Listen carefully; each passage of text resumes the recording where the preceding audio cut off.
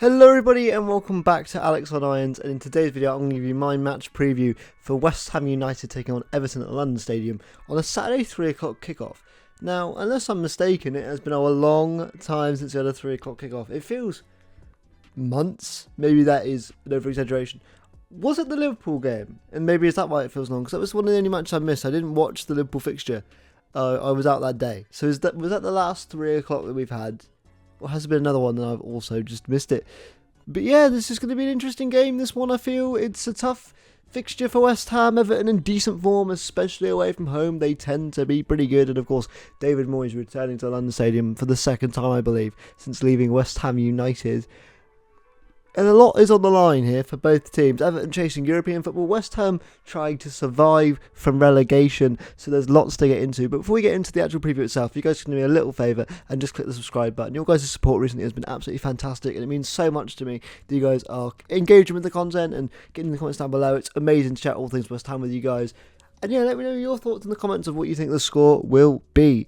But going back to the game, very quickly on Everton, they seem in really good shape. Now, they were very unlucky at the Hill Dickinson last weekend when Virgil van Dijk with a great header in the last couple of minutes to secure Liverpool the 2-1 victory at the first ever Merseyside derby at the Hill Dickinson. But outside of that, they've had really decent form. You know, in the last 5, they've won 2, they've drawn 1 and lost 2. But they've also had some difficult fixtures. I think that's what you've got to look at when it comes to this Everton team. You know, beating Chelsea 3-0, drawing to Brentford away from home, losing to Liverpool, those are tough games. You know, and then you take into consideration they lost to Arsenal and beat Burnley. Those are games that you would probably expect that result to be as it was. So it's one of those where you kind of have to sit and go, Everton seem to be doing the right things at the right time. They seem to be getting the right results when needed. And that is rare in the Premier League. You know, it's very rare that a team can get exactly what they need from the games we'd expect them to get them. You're looking at their recent results, probably the last one where you question, could they have got something there, would have been their loss at home to Bournemouth. Because even when they played Manchester United, that was during Manchester United's really good form, where Manchester United were doing a really good job, and they were grinding out results even when they didn't play too well. Like against West Ham at London Stadium, they managed to get a very impressive last-minute equaliser. I believe it was Benjamin Šeško with a great strike to make that game 1-1. But outside of that, you know, Everton have just been really solid. It's kind of the David Moyes way forwards of just trying to get the results where he knows he can. It's probably one of the most aggravating things when it comes to David Moyes as manager, because against the big teams he just tends to not get it right. I mean, you look at here, they've lost to Arsenal, they lost to Man United. Yes, they beat Chelsea, that was an impressive result, but Chelsea at the minute aren't in the best of form. They lost to Arsenal, then they lost to Chelsea in the first fixture, Man City and also Tottenham as well. So I don't know what it is with David Moyes when it comes to the top 6. He just genuinely can't seem to break them down. It's probably his worst attribute as a manager, I'd say. David Moyes versus top 6. He just tends to get a bit nervous and tends to, I think, overthink things and not attack those games as fans would like to see, especially when you're Everton and you can have a go at teams like Manchester United, especially Tottenham. You know, and that was during the Thomas Frank era of Tottenham, where, you know, maybe they're slightly better than they are now. Obviously, it's kind of yet to be seen under Roberto De Zerbi how good this Tottenham team will be. But, you know, they're almost at European football level. I think they're currently 10th in the Premier League, which is a major achievement. And they're only 3 points off 6th place to catch Brighton and Albion, although Brighton do have 8 up on them on goal difference. So it's probably unlikely they'll be able to catch Brighton, but they could get Bournemouth in 7th. It's a crazy time in the Premier League. You know, these teams, Brentford are in there as well, who we got to play next weekend. Leeds, who are kind of in the relegation scrap, only 7 points off Everton, which is crazy to think that's how tight the Premier League has been this season. I'd also say that, you know, there's been some really good signings. Like Dewsbury Hall has been fantastic from what I've seen.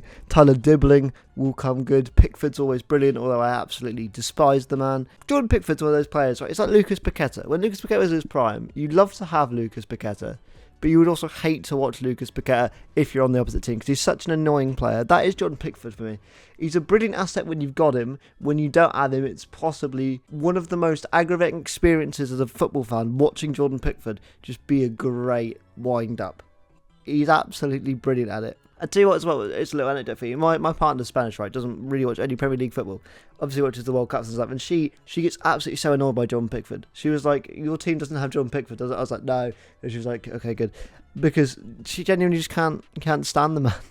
And I do think he's brilliant, but I also despise him at the same time. You know, there's the two sides to every story. And yeah, I think Everton, if you had to ask me, would they get European football? I don't know. Again, because it's so congested. I mean, literally, If you had to ask me today, I think we get European football. I think Brighton are good enough. I think Brighton, they're locked in, so they'll get 6th. I'm going to say Brentford don't get it. I'm going to say Everton don't get it. I actually, low-key, think Sunderland might get European football. Oh, I don't know if that's crazy. I'm going to say for me the 2 favourites, or 3 favourites, are Brighton, Everton and Sunderland. Only for me because I think Brentford are running out a bit of steam.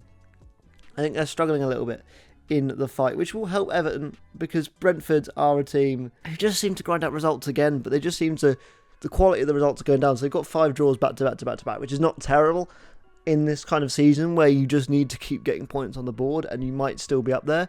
But when teams like Everton and Sunderland and Bournemouth and Brighton can get wins, it doesn't really help you. But I don't think they'll go much further down the table, obviously, as well. There's not many games to go, so that will help Brentford in this situation. Only bit of team news, I believe, for Everton is that they are looking at... The only doubt for Everton was Beto, but it does seem, however, he might be ready to play, which is not great news for the Hammers. But overall, I think that'll make for a much more interesting game for the neutral fan, and I do feel bad for anyone that had to sit through West Ham Crystal Palace on Monday as a neutral fan, because dear God, that was a boring game of football. But now let's move on to West Ham, who also have a clean bill of health and are running off a decent run of form in the Premier League. We have won 2 of our last 5, drawn 2 and lost 1. So we are technically in the last 5 games slightly better than Everton, but only by 1 draw. And we're coming off a little bit of some positivity. I think a lot of people are predicting we'll stay up now. Obviously that relies on Tottenham remaining to be terrible. And people aren't expecting us to get a result here. A lot of people are expecting Everton to have the better of us, be better than us. That, you know, David Moyes come back to London Stadium. It just makes sense, doesn't it, that he would get one up on his former club. I'm going to be honest, I can entirely see it. I am incredibly numb to this game, only because I don't know which way it's going to go, and I can't bear the thought of actually getting too emotionally invested in this. In terms of, I'm really thinking we're going to win today, or I'm really thinking we're going to lose. I'm really positive anyway, as many of you, if you guys are subscribed, you'll know. But I can't bring myself to think we're going to win this. It's a nuts game. I think having a clean bill of health is great.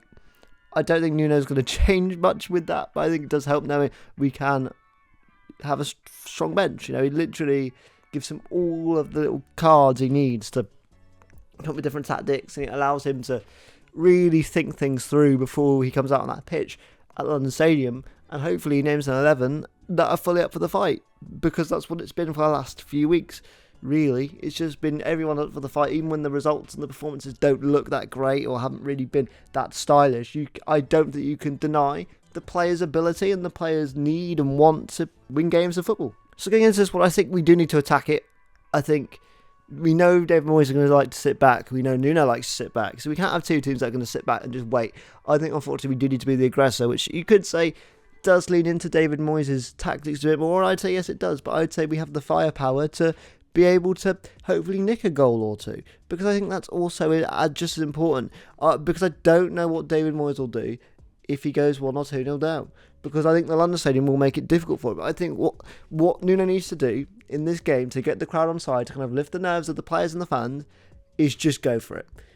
Because I think sitting back under David Moyes, I think he's better at that than Nuno. The best times we've had under Nuno is when we've gone for the game a bit more.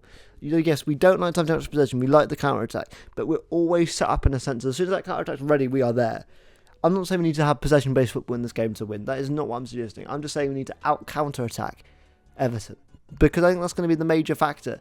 I could be wrong with that, but that's just how I see this game going. Everton, to me, are a great team. And, you know, there's going to be a bunch of comments if we lose this. David Moyes relegates West Ham and all this sort of stuff. But it was David Moyes' right time to go, because he just didn't have the tools and the people around him to help him get the best out of the team, and overall the football went stale. What he's got Everton right now is the perfect setup for David Moyes to succeed. When David Moyes has everything at his disposal, he is a brilliant manager.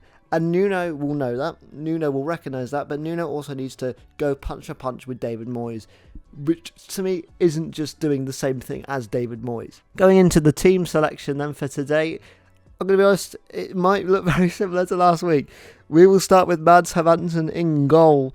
Didn't do anything wrong, made a few silly errors, just weird decisions, you know, not catching balls, sometimes punching them out, you know, when they could have just caught it instead of punching it, which is one of the things Areola does, which I don't like. Juff on the left, Dizazi next to Juff. Then we will have the main man, Konstantinos Mavropanos, followed up by Kyle Walker-Peters at right back after I gave him my man of the match in last week's game. Overall, again, same back four. I know it's a little bit lopsided. You have to forgive me for that. But I think this is the best back four we got. I think Todibo is the only one that you could argue could come in here. But I don't know who you drop him for. I think Dizazi and Mavropanos have both been excellent. Wan-Bissaka, I think, has been fine. But you can't drop Walker-Peters after his performance on Monday. I think that would be incredibly strange. I don't really see the positives of bringing Wan-Bissaka on when Walker-Peters is in such good form. Souček and Fernandes, for me, stick it out. It's just the best way our midfield works. Our midfield works best when it is those two together. I don't know why. As soon as we bring a Freddie Potts in or Magassa, it doesn't really work. I would be interested to see Mahamadou Kante, maybe like here at some point, but I don't think this is the game for it. Crescencio Somerville on the left, Jared Bowen will be on the right. I'm just making sure that you guys can see that just about. I'll drag him down for you. There you go, Jared Bowen on the right.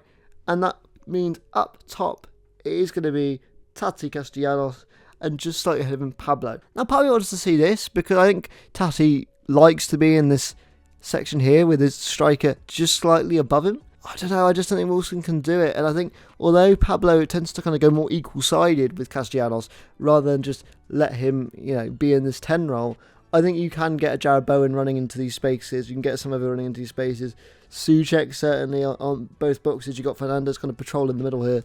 And obviously we got this man as a good goal threat from set pieces. We've got options. And I know it's not a change side as much as some fans might want to see something different. I don't know. I just think that this is the only way we're going to really get something from this fixture. And I know that it didn't work against Palace, but we weren't bad. We just matched them pound for pound in a way that I don't like, which is just both teams neutralised each other and made the game super boring. What I'm trying to say is I think it's important for Nuno to try and go to David Moyes. I think the players should be trying to do better than the other players. I think the players should be not just trying to match them. We need to be better than Everton because Everton, although they'll be going for European football and they'll want a result, they are safe. We are not. A win on Saturday and a Tottenham loss would all but confirm our safety. It wouldn't get us over the line, but let me tell you, that Tottenham team losing to Wolves would probably break them. I'm just saying it now, they look very fragile. That last minute goal that Brighton scored against them didn't help them. Now go into the mindset that they'll lose to Wolves, and I think that would just be a bit too much, and I don't know what they would do. So overall, I'm going to say that if we can win this, the worst Tottenham will be is 2 points behind us, and we've got a really good result against a team that we probably didn't expect to get a result against. And what I would say is we get another win against Brentford, and I think we're all but there. That's the story. So I do think Nottingham Forest will be dragged into this as much as Nottingham Forest are clear right now. I do think with their fixtures coming up, they could towards the end just get dragged right back into it. So we do need to keep on our toes. We do need to keep trying to get results because we're not quite clear yet. But we are a win and we are 3 points close to safety, which I know is incredibly obvious. But 3 points in this relegation scrap are vital. You can see what a win did for Leeds and the Leeds fans. They now believe they're safe. I guarantee if we beat Crystal Palace on Monday, we would have believed we were safe. Even though we weren't technically, we would have gone into this match booming. We would have gone, we have a game extra that we probably didn't think we'd have those points. But we don't have that now, so we have to keep pushing. We have to keep performing. We have to keep trying to get out of this fight because every game is an opportunity just to make it more difficult on Tottenham. Even if the table doesn't move, psychologically, they're running out of time here to get this done. So as long as we keep matching Tottenham, we'll be fine. But I do think Tottenham will be more likely to win. So I think this is a game that we have to win. I don't see any other scenario where anything other than a win is vital. Because if we go back down that bottom three, with the games like Arsenal and Newcastle coming up, it's going to be very tough to get out of it. And to win at home would be fantastic. I think that's the main thing, is just try and keep this good home form going. I think we're undefeated at home in 5 now, which is the best it's felt at London Stadium for a long, long time. Now my score prediction, and I'll mention a lot about how a win is really necessary. I'm going to say West Ham United 2, Everton 1. Although if you wanted to push me for another one, I would just go for a 1-1. But I think it is important we need to win this. And I think if we can get the result, we'll be, not only as a fan base, but as the players and the whole club, we'll just be feeling a little bit better. And I think that's really important going forward for the next games, because the knock-on effect of getting a draw or God forbid a loss here could be really tough. And as I say, the whole concept of potentially going back into the bottom three is sickening. I don't want to see it. So I'm going to say I win, mainly just for my mental health and hopefully the players too. But more importantly, let me know what your thoughts are in the comments down below. Remember to like, comment and subscribe, and I'll see you guys later. Take it easy, and bye.